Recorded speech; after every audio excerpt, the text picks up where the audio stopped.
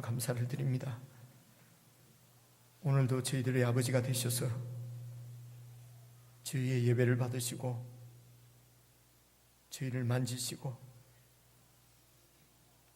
저희들을 고치셔서 새롭게 하시며 정결케 하시며 하나님의 사람으로 더욱 온전케 해주시는 주님의 은혜를 감사를 드립니다. 하나님 아버지, 우리가 늘 아버지 앞에 아버지 안에 살고 있음을 기억하고 참 안식을 누리고 평안을 누릴 수 있도록 저희들의 믿음을 더욱 새롭게 해주시고 굳게 해 주시옵소서. 하나님, 이런 평강과 안식을 위하여 저희들을 광야로 인도하시고 광야를 지나게 하셔서 우리 믿음을 더욱 굳게 하시는 줄로 믿습니다. 사랑하는 주님, 이 광야를 지금 어렵게 힘들게 지나가는 지체들이 있다면 주님께서 은혜를 베푸셔서 힘을 주시고 사랑하는 형제 자매의 손을 꼭 잡아주셔서 이 광야를 잘 통과할 수 있도록 도와주시옵소서. 그리하여 한층 성숙된 믿음으로 하나님 앞에 안식과 평강을 누리며 영광을 올려드리며 살아갈 수 있도록 은혜를 베풀어 주시기를 간절히 바라고, 저희 모든 성도들이 때로는 주님께서 우리에게 광야를 허락하실 때에 푸른 초장으로 잔잔한 물가로 인도하신 주님께서 광야 가운데도 함께 하심을 믿고 그분의 손을 꼭 잡고 잘 통과할 수 있도록 우리가 매일매일의 삶 가운데서도 주님을 의지하고 의식하고 늘 주님과 함께 먹고 마시며 연합하여 살아가는 믿음의 삶을 잘 배울 수 있도록 도와주시옵소서. 오늘도 저희들이 함께 묵상하고 상고하는 말씀이 저희들의 믿음을 더욱 강하게 굳게 세워주는 귀한 능력의 말씀이 되게 해주시고 이 말씀을 통해서 참으로 진리요 생명이요 우리의 전부이신 주님을 더욱 선명히 알게 하시고 보게 하셔서 우리가 이 주님을 굳게 믿고 조금 더 흔들리지 않는 믿음으로 살아갈 수 있도록 도와주시옵소서. 한 주간도 주님의 은혜로 살았음을 감사하고 주님의 손길에 감사하며 주님 앞에 감사를 드리는 모든 사랑하는 성도들의 감사를 주님께서 기뻐 받으시고 성도들에게는 하늘의 은혜를 내려주셔서 정말 모든 삶의 현장 가운데서 하나님의 사랑과 하나님의 통치를 드러내며 살 수 있도록 참 하나님의 백성으로 강하게 세워주시기를 간절히 기도합니다. 특별히 성도의 가정을 붙드셔서 성도의 가정이 주님의 통치를 온전히 받아 누리는 귀한 천국 가정이 되도록 도와주시고 모든 가족들에게도 은혜를 주셔서 무엇을 하든지 하나님 앞에서 신실하게 행함으로 우리 모든 교회 지체들이 가족들이 이 세상 가운데서 하나님의 나라를 세워가고 그 나라를 살아가는 즐거움과 기쁨과 소망이 넘치게 해 주시옵소서. 예수 그리스도 이름으로 기도드리옵나이다. 아멘. 우리 하나님의 말씀은 출애굽기 14장입니다.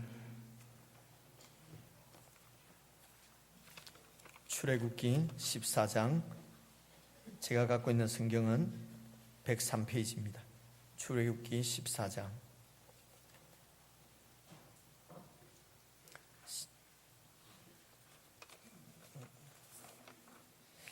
예, 13절과 14절 두 말씀만 읽을 텐데 13절은 제가 읽고 14절은 같이 읽겠습니다. 모세가 백성에게 이르되 너희는 두려워 말고 가만히 서서 여호와께서 오늘날 너희를 위하여 행하시는 구원을 보라. 너희가 오늘 본 애굽 사람을 또다시는 영원히 보지 못하리라. 여호와께서 너희를 위하여 싸우시리니 너희는 가만히 있을지니라. 아멘. 이제 그 달력을 받으면은 이제 한 해가 다 간 것을 느낄 수가 있지 않겠습니까? 여러분 지난주에 혹시 달력 못 가져가신 분은 오늘 가져가시고, 또 혹시 이렇게 필요하신 분들이 있으면은 필요를 따라서 그렇게 더 가져가셔서 나누시면 되겠습니다. 그래서 이제 올 한 달 하나님께서 매일매일 우리와 함께 하시고 동행하시기 때문에 한 해를 보내면서 너무 아쉬워하고 막 이렇게 하는 것은 바람직한 신앙의 자세가 아닌 것 같습니다. 그래서 이제 남은 얼마 안 되는 날 정말 은혜로 살 수 있도록 우리 지체들을 축복하면서 인사 한번 나누십시다. 어떻게 하면 좋을까요? 사랑합니다. 우리 그렇게 고백하면서 앞뒤 좌우로 격려하면서 축복하면서 인사 한번 나누시겠습니다. 사랑합니다. 사랑합니다. 힘내십시오. 다른 소식들은 여러분 저번에 말씀드린 대로 게시판을 참조해 주시고, 여러분 나가실 때에 유인물을 한 잔씩 이렇게 나눠 주실 것입니다. 여러분 잘 유인물 살펴보시고 교회를 위해서 함께 기도해 주시고 동참해 주시면 좋겠습니다. 여러분 구원은 개인으로 받지만은 이 구원이 완성되는 것은 공동체를 통해서 완성이 되어집니다. 그래서 구원받은 하나님의 백성들은 교회 일에 관심을 갖고 또 함께하고 이렇게 하나 되어서 나가는 것이 구원을 완성하는 길이다 생각하시고 교회 여러 사정들을 잘 살펴서 그렇게 기도해 주시고 동참해 주시면 좋겠습니다. 우리 교회에 또 이 사역을 위해서 이렇게 몇 분 전문 사역자로 이렇게 임명을 합니다. 우리 김정훈 형제님이 찬양사로서 이렇게 내년부터 교회 모든 교회 음악을 이렇게 지금도 잘 해오셨지만 좀 더 책임감을 가지고 그렇게 다 이렇게 감당해 주실 것입니다. 그리고 우리 권용창 형제님, 최우승 형제님 두 분은 예배당 관리하는데 좀 더 많은 시간을 들여서 그렇게 여러분 우리 이렇게 예배당이 잘 이렇게 관리되어질 수 있도록 두 분이 수고해 주시겠습니다. 함께 이렇게 교회를 섬기게 된 것을 감사하고 기뻐하면서 그렇게 인사들도 나누고 축하해 주시기를 바라고요. 여러분 오늘 이제 가만히 있으라 하는 얘기는 우리가 참 많이 듣는 말씀 아닙니까? 어쩌면은 이 가만히 있는 것이 신앙의 본질일 수가 있습니다. 그래서 이제 특별히 저희 교회 그리고 우리 이승근 목사님께서도 가만히 있어야 되는 이 신앙의 본질을 잘 말씀을 해 주셨습니다. 그런데 이렇게 가만히 있는 것이 신앙의 본질이다 하는 것은 저희들은 이 교회에 있으니까 이렇게 자주 듣지만은 보통 그렇게 얘기 안 하잖아요. 신앙의 본질은 가만히 있는 것이 아니고 열심히 하는 것이죠. 그죠? 믿음을 열심히 해야 되는데 그런데 이제 사실은 많은 성경의 많은 부분 오늘 특별히 오늘 말씀은 너희는 가만히 있으라고 그렇게 말씀을 합니다. 그런데 이 가만히 있는 것이 혹시 뭐 이렇게 손 놓고 그냥 포기하고 될 대로 되라 누가 하겠지, 그죠? 그래 부지런 떨지 않고 그냥 게으르게 그냥 남의 일 보듯이 그렇게 하라는 얘기는 아니지요. 그죠? 그래서 이게 가만히 있으라고 하는 것은 오늘 14절 보니까 왜 가만히 있으라고 말씀하십니까? 여호와께서 너희를 위하여 싸우시니까 너희는 가만히 있으라는 것입니다. 그리고 또 이 가만히 있으라는 얘기는 여러분 그 앞에 13절을 보니까 모세가 백성에게 이르되 너희는 두려워 말고 가만히 서서 여호와께서 행하시는 구원을 보라. 그러니까 두려워하지 말라는 것입니다. 두려워해서 벌벌 떨고 그래서 마음이 막 요동치고 그래서 뭔가 그 두려움에서 벗어나려고 막 그렇게 좌충우돌 하지 말고 가만히 있으라는 것입니다. 이 백성들이 왜 이렇게 가만히 있지 못하고 두려워 이렇게 뜹니까? 그것은요, 여러분 12절을 보시면은요, 12절 제일 마지막 부분에 보니까 애굽 사람을 섬기는 것이 광야에서 죽는 것보다 낫겠노라. 그럼 지금 무엇이 두려움냐? 이 죽을까봐 두려워하는 것입니다. 지금 상황이 죽을까봐서 두려워서, 여러분, 이 이스라엘 백성들을 애굽에서 구원해 내실 때에 하나님께서 애굽에 있는 모든 장자들을 다 쳐서 죽이실 때에 하나님이 어린 양의 피를 보고 그 이스라엘 백성들만은 구원해 주셨습니다. 생명을 구원해 주신 분입니다. 하나님께서 생명의 주인이신 것을 보여주셨는데도 왜 우리가 죽음을 두려워하고, 11절을 보십시오. 그들이 또 모세에게 이르되 애굽에 매장지가 없어서 당신이 우리를 애굽에서 끌고 나와서 이 광야에서 죽게 하느냐? 어찌해서 당신이 우리를 애굽에서 이끌어내어서 이같이 우리에게 악한 짓을 하느냐? 광야에서 죽게 하느냐? 우리가 애굽에서 당신에게 한 말이 이것 아니냐? 이르기를 우리를 그냥 버려두라. 이곳에서 그냥 애굽 사람 섬기면서 살겠다. 광야로 안 나가겠다 라고 했지 않느냐? 노예 생활이지만 그래도 삼겹살 구워 먹을 수 있고, 부추에 쌈에 쌈장 찍어서 먹을 수 있고, 그리고 조금만 더 열심히 하면은 좀 높은 사람 될 수도 있고, 평수 조금 더 넓힐 수 있고, 좋은 차 좀 탈 수도 있는데, 막 노예를 해도 막 그냥 살만한데 왜 우리를 자꾸 나오자고 해서 이 광야에서 죽이려고 하느냐? 하나님께서 이들을 광야에서 죽이려고 애굽에서 탈출시키셨겠습니까? 애굽에서 탈출시키실 때에 하나님께서 전능하신 하나님, 창조주이시며 권능의 하나님이시고 그 백성을 따로 구별시켜서 거룩한 백성으로 보호하시고 인도하시는 그런 하나님인 것을 다 보여주시고 데리고 나왔지 않습니까? 그런데 며칠 지나지 않아서 하나님을 향하여서 우리를 죽이려고 이곳에 데리고 나왔냐? 애굽에 그냥 살도록 놔두지 이곳에 광야에서 데리고 나와서 이곳에서 죽게 만드느냐? 왜 이렇게 하나님을 향하여 원망을 하고 모세에게 이렇게 악다구니를 하면서 대들고 왜 이럽니까? 여러분, 다른 여러 변명, 다른 여러 설명 필요 없이 믿음이 없기 때문입니다. 이들은 믿음이 없었습니다. 여러분 기억하시는 대로 출애굽기 4장에 하나님께서 모세와 아론을 보내어서 하나님께서 앞으로 어떻게 하시겠다, 하나님이 압제받는 이 백성을 기억하시고 조상 아브라함에게 행하신, 아브라함과 약속하신 그 언약을 기억하셔서 이제 압제받고 노예로서 고통받는 우리 백성을 하나님께서 기억하시고 이제 감찰하셨다, 돌아보셨다.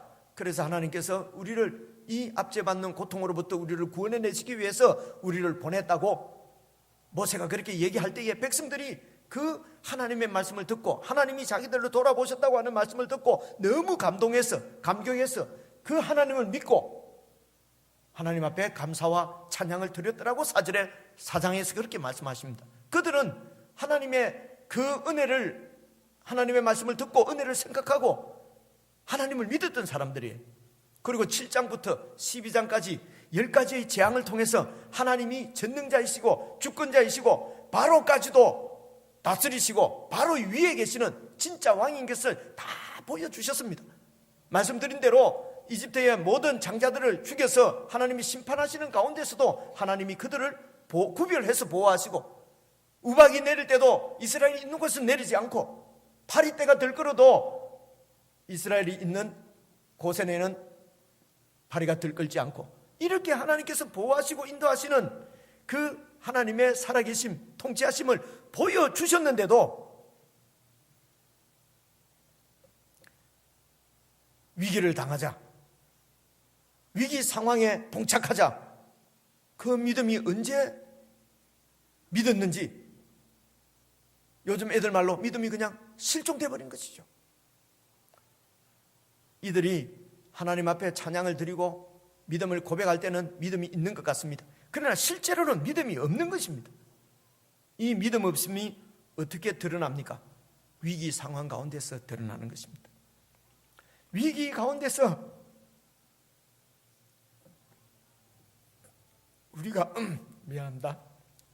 우리가 얼마나 믿음 없는 사람인가 하는 것이 드러나는 것이란 말입니다. 그래서 우리의 믿음은 여러분 양육이 필요합니다. 아니, 양육이 필요한 것이 아니라 양육이 필수적입니다. 절대적입니다. 저와 여러분의 믿음은 양육되어야 되는 것입니다. 그래서 하나님께서 여러분 8절을 보십시오. 8절 같이 한번 읽어보겠습니다. 시작. 여호와께서 애굽 왕 바로의 마음을 강팍게 하셨으므로 그가 이스라엘 자손의 뒤를 따르니 이스라엘 자손이 담대히 나갔습니다. 하나님께서 애굽 왕 바로의 마음을 강팍하게 만들어서 이스라엘을 쫓게 만드는 것입니다. 이스라엘을 다시 쫓아오게 만든 것입니다. 잡으러 오게 만든 것입니다. 그래서 자기 뒤를 쫓아오는, 잡으러 오는 바로와 그 군대를 보고 이 이스라엘 백성들은 그냥 마음이 녹아버리는 것입니다. 두려움에 벌벌 떠는 것입니다. 위기 상황이 당한 것입니다. 하나님께서 이렇게 바로의 마음을 강팍하게 해서 그 백성을 시험하시는 것입니다. 하나님은 이 백성을 시험하시기 위하여 광야로 데리고 가고 광야를 지나게 하시는 것입니다. 이 광야를 통해서 우리의 믿음 없음이 드러나고 그 광야에서 우리의 믿음이 양육되기 때문에 그렇습니다. 여러분, 하나님께서 바로의 마음을 강팍게 했다는 말씀은 여러 번 말씀드렸지만은 뒤쫓아가지 않으려고 하는 바로를 막 하나님이 뒤쫓아가게 로봇처럼 조종해서 그렇게 바로를 강팍하게 만들었다는 뜻이 아니라고 여러 번 말씀을 드렸습니다. 여러분, 바로를 한번 생각을 해보십시오. 제국의 왕이었어요. 모든 많은 노예 민족을 거느리고 있는 그런 왕이었어요. 많은 작은 나라들을 침략해서 그들을 노예로 잡아와서 자기의 그 권위를, 왕권을 이렇게 드높이던 그런 사람이었어요. 자기의 왕권을 강화하기 위해서 계속해서 침략 전쟁을 벌였던 사람입니다. 그런데 그 노예가 지금 해방이 되었어요. 탈출을 했어요. 그 노예에게 진 것입니다. 바로 입장에서는 바로의 이 왕의 권위가 완전히 땅에 떨어진 것이지요. 앞으로 어떻게 이 노예들을 다스리고 이 나라를 어떻게 내가 통치할 수 있단 말인가? 어쩌면 왕자리에서 쫓겨날지도 모르는 불안감이 그에게 있었을 것입니다. 또한 바로의 신하들조차도 왕이시여 이 나라가 망한 것을 모르시겠습니까? 이 나라가 망했습니다. 완전히 절단난 나라를 다시 세우려고 하면은 노예들이 있어야 되는 것입니다. 그래서 이스라엘 백성들을 노예를 풀어주고 나서 바로는 얼마나 번민을 했겠습니까? 이들 다시 잡아와야만 내 왕권을 다시 세우고 내 나라를 다시 재건할 수가 있을 텐데 이대로 이 노예를 놓쳐버리면은 나는 망했다. 나는 완전히 망하는데, 이런 바로의 마음을 여러분 이해할 수 있겠습니까? 아마 그렇지 않겠습니까? 이것이 바로의 야욕이었습니다. 이것이 바로의 어떤 그 욕심, 욕망입니다. 이런 바로 앞에서 여러분 17절을 보세요. 13장 17절을 보시겠습니다. 13장 17절을 보시면은 바로가 백성을 내보낸 후에, 풀어준 후에 블레셋 사람의 땅의 길은 가나안 땅으로 갔는데 아주 가까운 길이에요. 그런데 이 블레셋 사람들이 아주 해양 민족입니다. 아주 호전적인 민족이에요. 그래서 그들을 하나님께서 그 길로 인도하지 아니하셨으니 이유는 뭡니까? 하나님이 말씀하시기를 이 백성이 전쟁을 보면 뉘우쳐 애굽으로 돌아갈까 하셨습니다. 이들은 400년 동안 노예하던 백성들입니다. 노예 민족입니다. 그래서 강한 군대를 보면은 바로 그냥 도망갈 수도 있습니다. 그래서 하나님께서 이 백성들의 상태를 잘 아시고 블레셋 해변가 길로 인도하지 않으시고 18절 보십시오. 그러므로 하나님이 홍해의 광야 길로 돌려서 백성을 인도하심에 이스라엘 자손이 애굽 땅에서 항우를 지어 나올 때에 이렇게, 그래서 이 바닷길로 해변길로 가지 않고 하나님께서 이 홍해 길로 광야로 이렇게 인도하신 것은 하나님께서 그 백성의 상태를 누구보다도 잘 알고 계시기 때문에 하나님이 그 백성들을 인도하실 때에 스파르타식으로 아무렇게나 그냥 내동댕이 치시는 분이 아니라 어쩌면은 우리보다도 우리 자신을 더 잘 아시고 우리의 상황에 꼭 알맞게 우리를 인도하시는 줄로 믿으시기를 바랍니다. 그래서 이 광야 길로, 홍해 길로 데리고 갔어요. 근데 그 길로 가면은 홍해가 딱 있기 때문에 갇힙니다. 갇힌 것을 여러분 14장 2절부터 한번 보십시다. 2절, 이스라엘 자손을 14장입니다. 명하여 돌쳐서 바다와 믹돌 사이의 비하히롯 앞 곧 바알스본 맞은편 바닷가에 장막을 치게 하라. 아이고, 읽기도 힘들다, 그죠? 하여튼 이 동네 이름이에요. 그래서 3절, 바로가 이스라엘 자손에 대하여 말하기를 그들이 그 땅에서 아득하여 광야에 갇혔구나. 바로가 이 이스라엘 백성들을 보내놓고 계속 정탐꾼을 보냈지 않겠습니까? 그죠? 이 노예들을 지금 놓아주면 내가 망하는데요.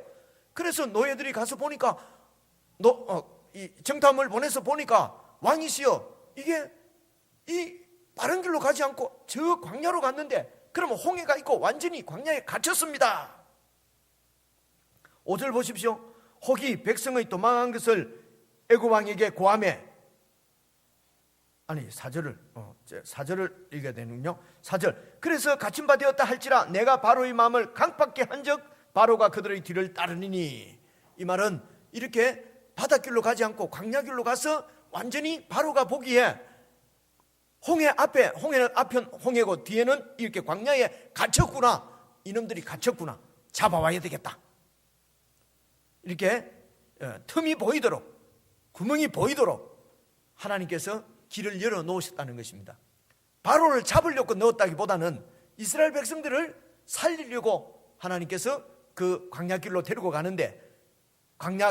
가셨는데, 이것이 바로 바로는 자기의 그 야욕, 바로의 그 욕망을 실현하는 계기가 된 거죠.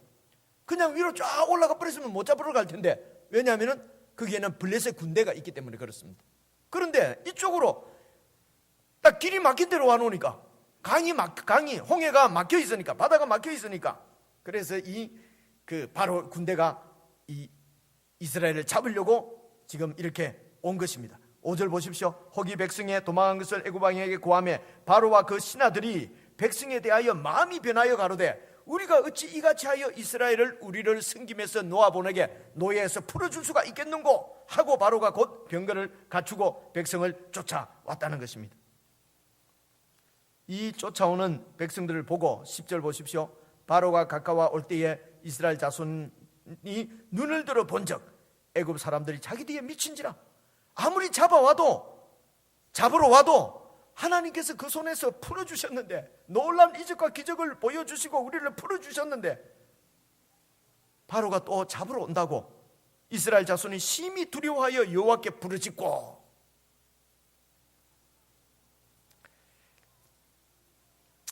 참 내 일이 아니니까 좀 그렇습니다만은 생각해 보면 참 서글픈 일 아닙니까? 그렇게 하나님의 권능 전능하심을 보고도 위기 상황이 처하니까 심히 두려워해서 여호와께 부르짖습니다. 막 부르짖어요. 여러분, 부르짖어 하는 기도, 위기 상황이 생기면 부르짖어 기도 안 하고요. 부르짖어 기도했으면은 믿음이 생겨서 가만히 있어야 되지요. 하나님께서 우리를 구원하실 줄로 믿고.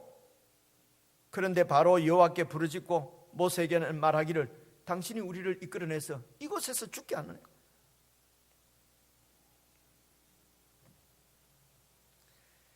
이 말을 듣는 모세 심정은 어떻겠습니까? 억장이 무너지겠죠. 그러나 이 백성들의 원망을 듣고 있는 하나님 아버지의 마음은 어떻겠습니까? 그러므로 여러분, 애굽으로부터 탈출하는 것은, 애굽으로부터 구원받는 것은 어쩌면은 여러분 오해하지 말고 들어주십시오. 어쩌면은 간단한 일일지도 모릅니다. 그건 하루 저녁에 일어난 일이에요. 중요한 것은 광야입니다. 탈출하고 난 다음에 우리의 믿음이 어떻게 양육되느냐, 그것은 광야를 통해서, 광야에서 우리의 믿음을 양육하시는 것입니다. 이런 이야기들을 여러분 지난 주일까지 본 말씀 12장 여러분 11절부터 다시 한번 살펴보도록 하겠습니다. 12장 11절 보십시오. 11절 같이 한번 읽겠습니다. 시작. 너희는 그것을 이렇게 먹을지니 허리에 띠를 띠고 발에 신을 신고 손에 지팡이를 잡고 급히 먹으라. 이것이 여호와의 유월절이니라. 여러분, 유월절은 14일 저녁에 준비한 양을, 밖에 피를 발라놓고 준비한 양을 같이 이렇게 가족끼리 나누어 먹습니다. 여러분, 그 밤에 잠을 잘 수가 있었겠습니까? 양을 먹고, 그리고 복장은 완전히 긴 여행 복장을 하고 이제 내일 아침이면 출발하는 것입니다. 그래서 애굽으로부터 나오는 것은 백성들이 한 일 없지요. 하나님께서 다 하셨지요. 하나님께서 모세를 보내서 애굽왕 바로에게 경고하고, 또 애굽왕 바로에게 이 백성을 내어놓으라고, 내어놓지 않으면 하나님께서 심판하실 것이라고 이렇게 하나님의 말씀을 전하고, 또 듣지 않는 바로에게 또다시 보내었어요. 그리고 또 많은 그런 재앙을 하나님께서 내리면서 결국 바로의 항복을 받아내신 분은 하나님이세요. 백성들이 한 일이 뭐가 있습니까? 그냥 밤에 준비해서 양 고기로 배를 채우고, 그리고 그 다음날 따라 나온 것밖에 없습니다. 여러분, 이게 구원입니다. 이렇게 이들을 구원하신 하나님께서 광야에도 가나안 땅에도 계속해서 함께 하실 것이기 때문에 그 하나님을 믿고 그 하나님 안에 살아야 되는데, 저와 여러분, 우리 인간의 속 사람이, 우리의 자아가 그렇지 않다는 것입니다. 그래서 여러분 15절을 보시겠습니다. 12장 15절. 너희는 7일 동안 무교병을 먹을지니 그 첫날에 누룩을 너희 집에서 제하라. 무릇 첫날부터 7일까지 유교병을 먹는 자는 이스라엘에서 건쳐지리라. 이 말씀은요, 이제 가나안 땅에 들어가면은, 하나님이 약속하신 그 땅에 들어가서 하나님 나라를 이제 건설하고 하나님 나라를 세워갈 그때에는 유월절도 지켜서 우리를 구원하신 하나님을 늘 기억하고, 그 다음 무교절을 지키라는 것입니다. 무교절은 일주일입니다. 여러분, 유월절은 14일 밤 한 번입니다. 무교절은 일주일 동안 지킵니다. 일주일 동안 지킬 때에 무교병을 먹으라는 것입니다. 주위에 그 누룩이 있어서는 안 된다는 것입니다. 누룩을 철저하게 제거하도록 말씀하십니다. 이것이 무교절입니다. 여러분, 빵도 누룩이 들어있는 빵이 이게 먹을만 하지요. 이게 누룩이 안 들어있는 빵요, 이스라엘 같은 데 중동에 가서 가끔 여행 가서 그거 막 돈 주고 사 먹거든요. 어쩌다가 한번 뜯어먹는 거는 아이고 이거 먹을만 하네. 여러분, 두 끼 먹으면 맛없어서 못 먹습니다. 이 누룩 없는 빵을 먹으면서, 물론 이 누룩 없는 빵은 여러분 그곳에서 탈출할 때에 며칠 먹을 양식을, 그들이 누룩 없는 빵을 준비하도록 하나님 말씀하셨습니다. 이유는 그 중동 뜨거운 날씨이기 때문에 유교병 누룩이 들어있으면 빨리 상하잖아요. 그래서 이 여행 다닐 때 쓰는 그 빵이 이 무교병입니다. 그래서 여러분 17절도 다시 한번 보시면은요, 너희는 무교절을 지키라. 이것이 무교절입니다. 이날에 내가 너희 군대를 애굽 땅에서 인도하여 내었음이니라. 그러므로 너희가 영원한 규례를 삼아 이날을 대대로 지킬지니라. 이날에 너희 군대를 애굽 땅에서 인도하여 냈기 때문에 무교절을 지키라는 것입니다. 이 이스라엘 백성들은 전혀 군대가 아닙니다. 노예 백성이에요. 그래서 적들을 보면 도망갈까 봐 하나님께서 우회해서 인도하셨습니다. 이런 이스라엘 노예를 하나님께서 광야에서 군대로 훈련시키시겠다는 것입니다. 노예들을 군대로 만드시겠다는 것입니다. 어떻게 만드십니까? 누룩 없는 빵, 누룩을 제하라는 것입니다. 이 누룩은 바로 애굽 땅에서 살아갈 때에 생기는 악입니다. 여러분, 애굽에서는 하나님이 없는 세상 나라는 말씀드린 대로 힘 있는 자가 힘 없는 자들을 침략해서 노예로 삼고 자기의 영광을 드러내기 위해서 다른 사람을 무너뜨리고 넘어뜨리고 복속시키고 침략하는 나라입니다. 그것에서 노예로 살면서 조금 편하게 살기 위해서, 내가 죽지 않고 살아남기 위해서 다른 사람의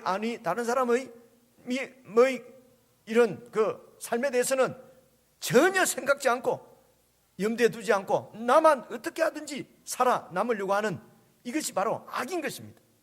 이 악을, 애굽에서 살아남기 위해서 붙잡고 있던 악을 완전히 버리도록 주님께서 말씀하시는 것이 바로 무교절입니다.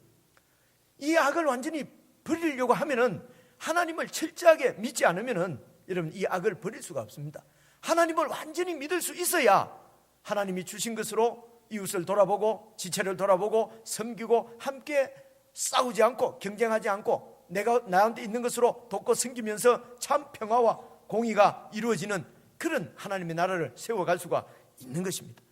그래서 하나님께서는 유월절을 지키고 그 다음 일주일 동안은 무교절을 지키게 해서 애굽에서 있었던 모든 악들을 다 버리도록, 애굽에서 살아남기 위해서, 죽지 않고 살아남기 위해서 붙잡고 있었던 옛 생명은 이미 어린 양이 죽을 때에 이미 죽은 것을 우리에게 보여주시고, 이제 광야에서 살아가는 생명은 하나님이 주시는 것으로 먹고 사는 하나님의 생명인 것을 이들이 깨닫도록 하기 위해서, 우리가 깨닫도록 하기 위해서 하나님은 우리를 광야로 인도하셔서 우리의 믿음을 단련시키시는 것입니다.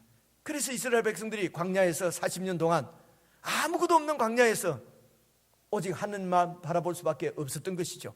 하늘에서 내려주시는 만나로서 그들이 40년 동안 먹었던 것입니다. 그리고 가나안 땅에 들어와서 하나님 나라를 살아가기 위해서는 유월절 그리고 무교절을 지키라고 말씀하는 것입니다. 우리는 이것이 같은 시기에 있었기 때문에 유월절이나 무교절을 같이 이렇게 얘기합니다만은 유월절과 무교절은 이렇게 다릅니다. 유월절은 구원받은 하루 저녁 그날을 기념하면서 지키는 것이고, 여러분 무교절은 이제 누룩 없는 빵을 광야에서 먹고 살아야 되는 하나님의 훈련장, 군대를 만들어 가시는 하나님의 양육, 우리를 훈련시키시는 훈련장이 바로 광야인 것입니다. 여러분 생각해 보십시오. 하나님께서 이 세상을 만드시고 에덴 동산을 창설하시고 그곳에 사람을 지으실 때에 사람을 짓기 전에 이미 그곳에는 사탄이 있었습니다. 하나님께서 사탄을 두신 것입니다. 바로 광야인 것입니다. 하나님이 그곳에 사람을 만드시고 그곳에 선악과를 두셨습니다.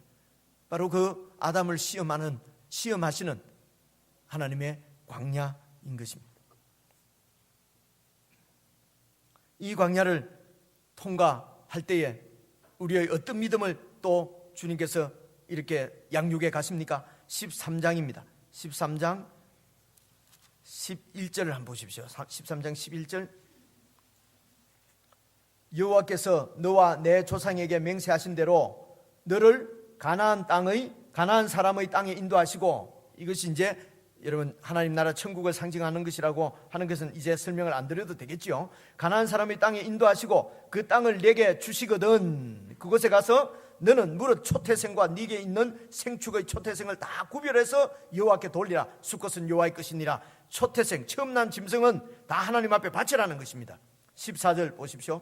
장래에 네 아들이 내게 묻기를 이게 어쩜이냐, 왜 이렇게 하나님 앞에 제사를 드리냐 라고 물어보거든 너는 그에게, 자녀들에게 이르기를 여호와께서 그 손의 권능으로 우리를 애굽에서, 곧 종이 되어 있던 그 애굽에서 우리를 인도하여 내실 때에 그때에 바로가 강팍하여 우리를 보내지 아니하므로 여호와께서 애굽 나라 가운데 처음 낳은 것을 사람의 장자로부터 생축의 처음 낳은 첫 새끼까지 다 죽이신 거로 초태생의 수컷은 다 여호와께 희생으로 드려서 우리 장자를 다 대속하려고 하는 것이다. 우리 장자, 네가 지금 죽지 않고 살아있는 것도 이미 죽었어야 되는데 죽지 않고 있는 것은 짐승의 초태생을 하나님 앞에 바쳤기 때문이다. 그러므로 너는 네 것이 아니라 하나님의 것이다 라고 하는 것을 보여주시는 것입니다. 이스라엘 백성은, 여러분 장자는 그 가족을 대표한다고 말씀드렸습니다. 그래서 그 장자가 하나님 앞에 이미 드려진 하나님의 것이라는 것입니다. 언제요? 이미 애굽에서 탈출할 그때에 이미 다 죽었어야 되는데 하나님께서 살려주신 것입니다. 그러므로 이제 네 생명은 네 것이 아니라 하나님 것이라고 말하는 것이 바로 초태생을 하나님 앞에 드리는 제사인 것입니다. 이 얘기를 의식을 행하면서 계속 자녀들에게 얘기하라는 것입니다. 16절 보십시오. 이것으로 네 손의 기호와 네 미간의 표를 삼아라. 여호와께서 그 손의 권능으로 우리를 애굽에서 인도하여 내셨음이니라 할지니라. 여호와 하나님께서 유월절, 그것이 바로 초태생, 내 생명은 내 것이 아니라 하나님 것이구나, 하나님이 주인이시구나. 그러면 하나님 안에서 이 생명이 죽으면은 영원한 생명으로 살아갈 것이고, 이 땅에서 이 생명 주시면은 이 생명 가지고 영원한 생명을 살아가야 된다는 것입니다. 그러므로 죽음을 두려워할 필요가 없지요. 예수님께서도 말씀하시기를 나를 믿는 자는 죽어도 살겠고 살아서 믿는 자는 영원히 죽지 아니하리라. 이미 우리는 죽음을 극복하고 이기도록 예수님께서 십자가에서 죽으시고 부활하셔서 이미 부활의 생명을 보여주시고 우리에게 주신 것입니다. 그러므로 우리의 믿음이 성숙된다는 것은 무엇입니까? 이 죽음을 두려워하지 않는, 지금 우리가 이 믿음이 없이 흔들리는 것은, 가만히 있지 못하는 것은 죽지 않으려고 발버둥 치는 것이거든요. 이 죽지 않으려고 발버둥 치는 것을 하나님을 믿는 믿음으로 가만히 있도록, 그런 믿음으로 우리를 양육해 가신다는 것입니다. 17절 우리가 다 읽었습니다. 하나님께서 이렇게 백성들의 상태를 잘 아시고 인도하시고, 그리고 21절을 보십시오. 21절 여호와께서 그들 앞에 행하사 낮에는 구름 기둥으로 그들의 길을 인도하시고 밤에는 불기둥으로 그들에게 비추사 주야로 진행하게 하시니 낮에는 구름 기둥 밤에는 불기둥이 백성 앞에서 떠나지 아니하니라.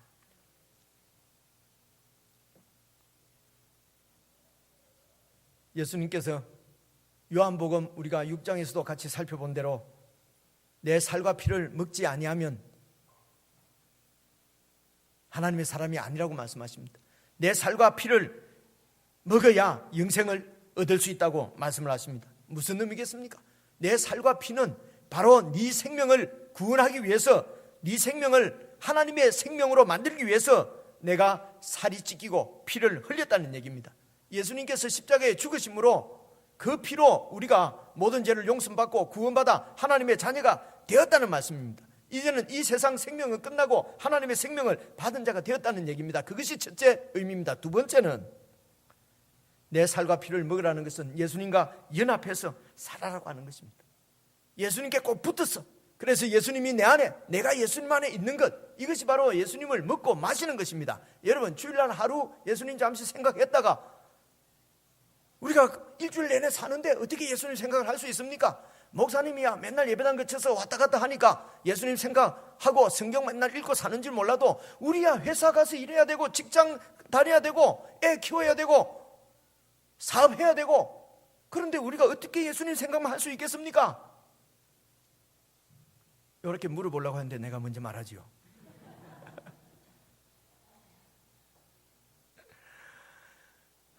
여러분, 예수를 믿어도 직장생활 하셔야 되고 공부해야 되고 사업해야 되고 그래서 사회생활 해야 됩니다. 이제는 애굽의 생명으로 살아남으려고, 안 죽으려고 그렇게 직장생활하고 그렇게 사업하고 그렇게 사회생활 하지 말고, 이제는 안 죽으려고 살아남으려고 그렇게 애굽의 생명으로 하지 말고, 그 생명은 이미 죽었고 하나님께서 허락하신 생명, 하늘 생명, 영원한 생명, 그 생명으로 직장생활을 하라는 것입니다. 이제는 내가 살아남기 위해서 죽지 않으려고가 아니라 하나님의 통치를 드러내고 하나님의 영광, 하나님께 영광을 돌려드리고, 그래서 하나님께서 주신 이 힘으로 이 직장을 섬기도록, 여러분, 다른 사람을 살리는 생명 사역을 하는 현장으로 살아라고 하는 것입니다. 공부도 주님과 함께 주님 안에서 공부해야 될 것입니다. 사업도 주님 안에서 사업을 해야 될 것입니다. 사회생활도, 사람을 만나는 것도 주님 안에서 하는 것이란 말입니다. 이것이 바로 예수님과 예수님의 살을 먹고 마시라고 하는 그런 의미입니다. 예수님은 우리를 잔잔한 시냇가로, 푸른 초장으로 인도하십니다. 그러므로 우리는 예수님의 손을 붙잡고 예수님과 그냥 함께 걸어가는 것입니다. 함께 살아가는 것입니다. 예수님은 우리 손을 붙잡고 잔잔한 시내로 푸른 초장으로 인도할 뿐만 아니라 미안합니다. 끝내려고 하는데 뿐만 아니라 우리 손을 붙잡고 광야로도 지나게 하십니다. 그러므로 우리는 어떤 환경, 어떤 상황 가운데서도 주님과 함께하면 되는 것입니다. 이 믿음을 주님께서는 광야에서 우리에게 이 믿음을 양육하시는 것입니다. 그러므로 여러분, 그것이 혹 광야라 할지라도 여러분 주님 손 놓지 말고 주님 꼭 붙잡고 광야도 잘 통과할 수 있기를 바랍니다. 하나님은 우리를 누구보다도 잘 아십니다. 그러므로 감당할 시험만 허락하시고 시험 당할 즈음에 또 피할 길도 내시고 우리를 인도하시는 분이십니다. 그러므로 두려워하지 말고 어떤 상황, 어떤 환경에서도 푸른 초장에서도 잔잔한 시냇가에서도 그것이 혹 광야라 할지라도 주님 안에서 평강을 누리는, 참 안식을 누리는, 주님 안에서 가만히 있는 참 믿음의 삶으로 그렇게 하늘의 복을 누리며 평강을 누리며 안식을 누리며 살아갈 수 있는 저와 여러분 다 될 수 있기를 주님의 이름으로 축원합니다. 기도하겠습니다. 하나님 아버지, 예수님을 믿고 구원을 받아 하나님의 자녀가 되었습니다. 돌아보니 참 쉽게 주님을 믿은 것 같고 하나님의 자녀가 된 것 같습니다. 처음 이 복음을 들었을 때 얼마나 감사하고 기쁘고 주님이 좋았던지요. 시간이 감고 날이 갈수록 주님에 대한 애정이 식어지고 때로는 만나는 광야 가운데서 우리의 마음이 요동치고 흔들리고 주님을 믿는다고 하면서도 이 세상 가운데서 내가 죽지 않으려고 살아남으려고 발부둥치고 때로는 주님 좋아하시지 않는 일도 행하고 지체를 돌아보고 이웃을 돌아보고 공동체를 돌아볼 여유는 조금도 없고 어떻게든 바로처럼 내 영광만을 위해서 사는 삶으로 다시 돌아가기도 하고 하나님, 이런 우리의 모습을, 우리의 상황을, 상태를 주님께서 더 잘 아시고 구원받은 하나님의 사람들을 광야로도 통과하게 하시는 주님의 마음을 오늘 저희들이 듣게 하심을 감사를 드립니다. 하나님 아버지, 저희들에게 은혜를 주셔서 어떤 상황에서도 주님과 함께 지낼 수 있는 믿음을 하나님 더하여 주시기를 간절히 기도합니다.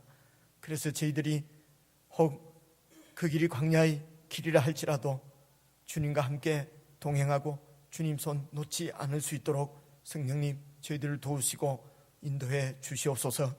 우리 주 예수 그리스도 이름으로 기도드리옵나이다. 아멘.